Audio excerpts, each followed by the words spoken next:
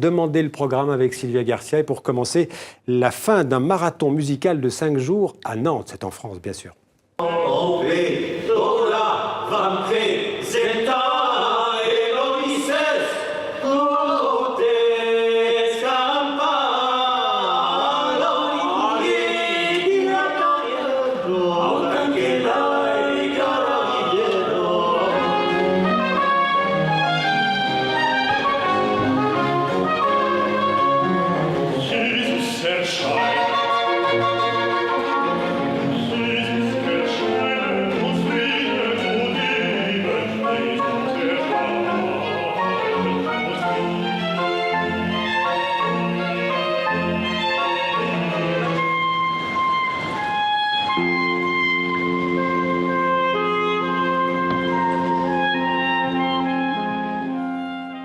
Bonsoir Sylvia. Bonsoir Xavier. Donc ce sont les folles journées ou la folle journée de Nantes. C'est la folle journée, oui. Sur 5 jours. Voilà, la folle journée sur 5 jours. C'est la grande fête de la musique classique et populaire, profane et sacrée, un répertoire allant des prémices de l'époque baroque au début du XXe siècle. 1800 artistes se sont produits à Nantes depuis mercredi, quelques 350 concerts programmés pour cette 21e édition consacrée aux passions de l'âme et du cœur. Le thème de la folle journée 2016 est connu, ce sera la nature.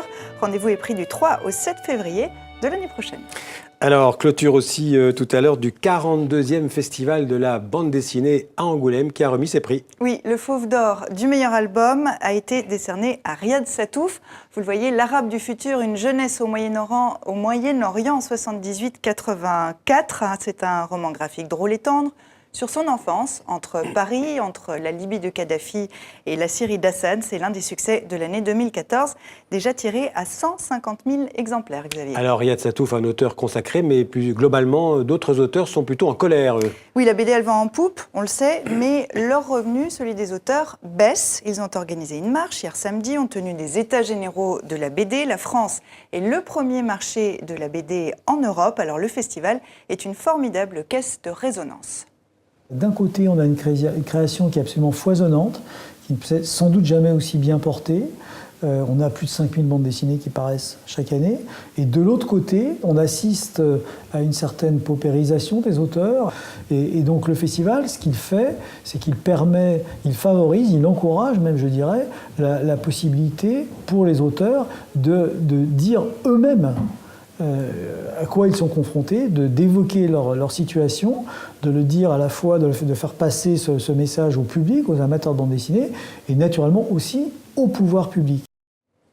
Alors après la BD, le jazz et le jazz du monde. Oui, c'est la définition qui colle le mieux à la musique de Lynn Cruz, la violoniste et compositrice danoise, poursuit sa recherche de son latin métissé. Son parcours, une formation classique à Copenhague, puis elle s'installe à Paris, où elle joue avec les musiciens cubains et argentins de la capitale. Elle accompagne notamment le groupe de tango électro Gotan Project. Le 3e album de Lynn Cruz est sorti lundi, ça s'appelle Dancing on Air, rencontre avec Vincent Fayolle.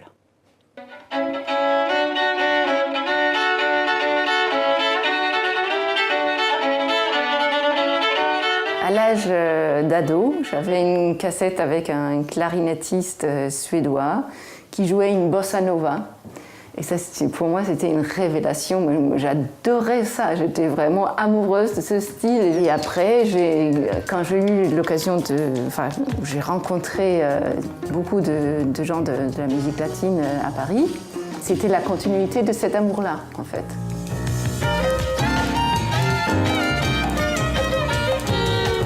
L'album, c'est une sorte de pont entre ce que j'ai connu ici à Paris de musiques diverses et mon pays, le Danemark.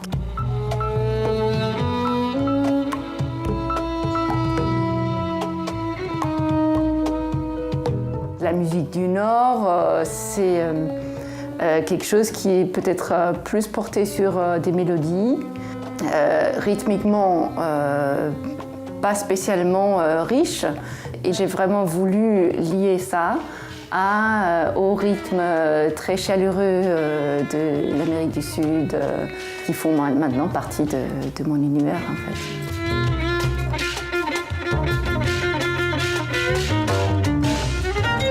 J'aimerais montrer à quel point le violon est polyvalent et au point qu'on n'imagine pas des fois.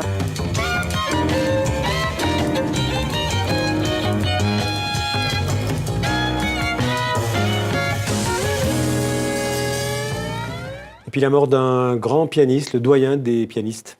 Français d'origine italienne virtuose, mondialement reconnu, le grand maître Aldo Ciccolini est décédé à l'âge de 89 ans à son domicile en région parisienne.